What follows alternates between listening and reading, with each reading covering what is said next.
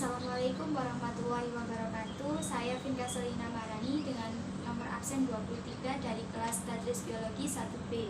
Video ini saya buat untuk melengkapi tugas ulangan akhir semester Filsafat Pendidikan Islam yang diampu oleh Ibu Lailatul Zulia, Magister Filsafat Pendidikan Islam.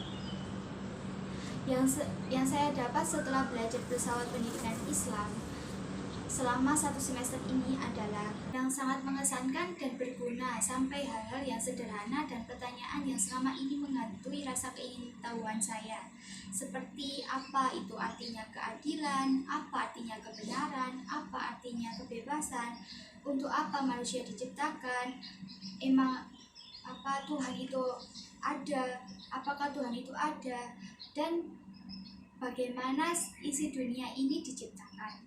Menurut saya, filsafat itu penuh dengan cinta dan kebijaksanaan. Beberapa yang saya dapat dari belajar filsafat pendidikan Islam tentang signifikasi berpikir Islam. Tidak hanya memerlukan pengembangan logika dan intelektual, tapi juga memerlukan pengembangan moral dan spiritual.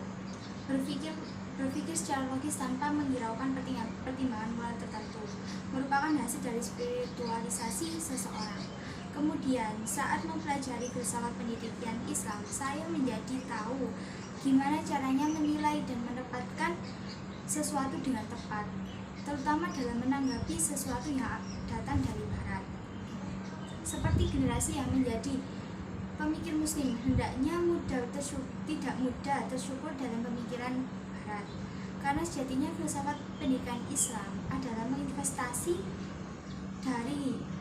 dari Allah untuk berpikir dan memaksimalkan sesuatu kapasitas, namun tidak memungkinkan untuk menutup perkembangan iptek dari barat.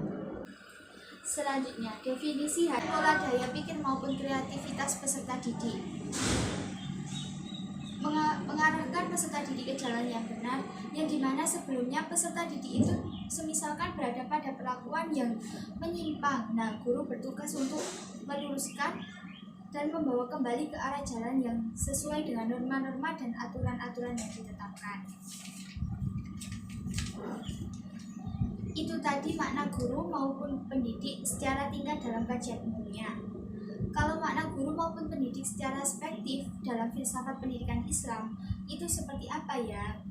Yaitu guru memiliki potensi utama dalam menyalurkan wawasan atau pengetahuan kepada peserta didik berdasarkan nilai-nilai ajaran agama Islam yang telah ditetapkan oleh Allah SWT dalam surat, ayat maupun hadisnya yang telah tercantum dalam Al-Quran, akan menjadi pedoman guru dalam mengelola ataupun mengevaluasi sebuah keputusan, tindakan maupun penyampaian materi yang akan diberikan kepada peserta didik untuk menjadi acuan dia untuk mendapatkan ilmu secara dunia dan akhirat.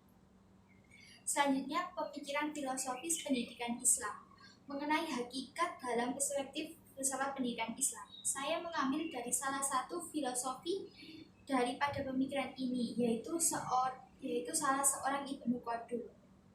Ibnu Khaldun di sini memandang pendidik dan perspektif filsafat pendidikan Islam yaitu sebagai sebuah akomodasi yang dapat menjalankan tugasnya sesuai apa yang ditetapkan, tanpa melibatkan perilaku-perilaku yang menyimpang ataupun perilaku yang salah, karena guru di sini sebagai salah satu panutan, contoh, dan juga sebagai pembimbing yang akan mengarahkan peserta didik.